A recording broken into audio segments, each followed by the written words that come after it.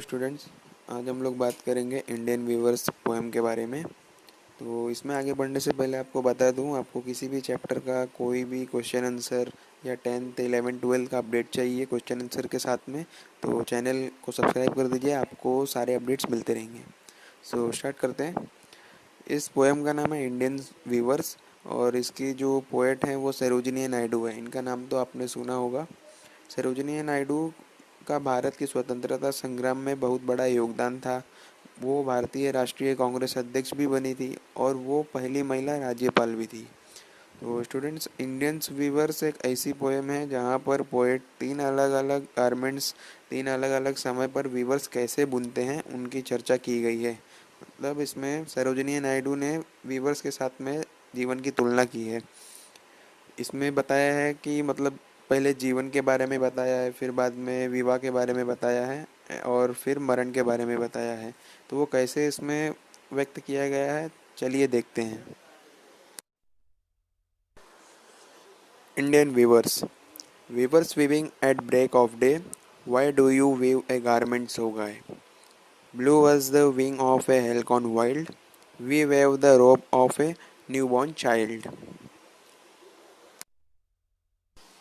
इसका मतलब ये है कि वीवर्स को ये पोएट पूछती हैं कि इतनी सुबह आप गारमेंट क्यों बुन रहे हो और आप जो ये गारमेंट बुन रहे हो वो इतना अच्छा क्यों है, और आपने ये रॉयल ब्लू कलर जो सिलेक्ट किया है ये क्यों चूज़ किया है।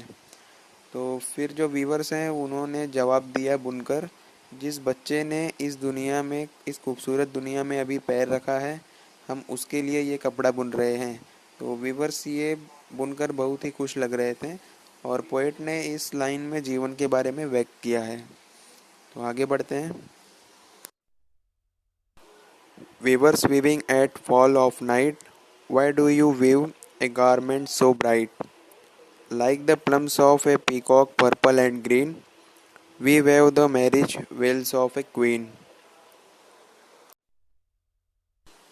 इसका मतलब ये है कि वीवर से पोएट फिर पूछती हैं कि आप इस शाम में ये गारमेंट क्यों बुन रहे हो और आप जो ये गारमेंट बुन रहे हो वो मोर के पंख की तरह बिल्कुल ही बहुत अच्छा लग रहा है। तो वीवर्स कहते हैं कि जो क्वीन है, दुल्हन है, आज उसकी शादी है तो वो बहुत ही खुश है, इसलिए हम ये दुल्हन का जोड़ा बुन रहे हैं दुल्हन के लिए।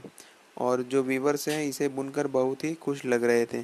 तो इसमें पोएट ने, जो सरोजिनी नायडू है, उन्होंने व्यक्त किया है विवाह के बारे में।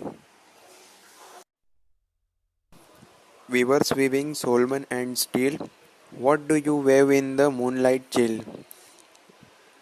White as a feather and white as a cloud, we wave a dead man funnel stroud.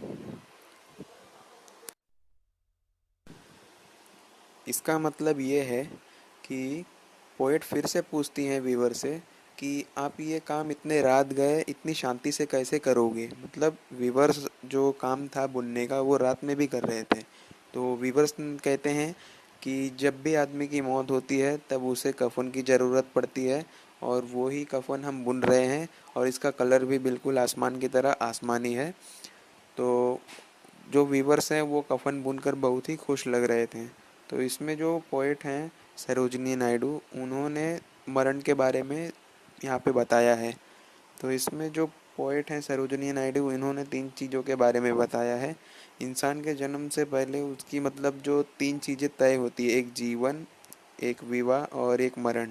जैसे कि आपको मैंने तीनों लाइन में बताया।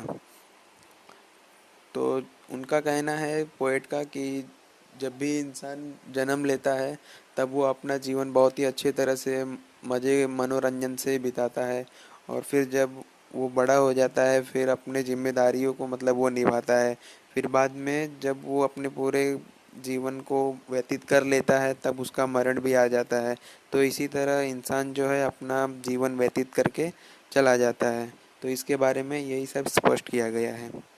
सो अगर वीडियो अच्छी लगे हो तो लाइक कर देना। Thank you so much.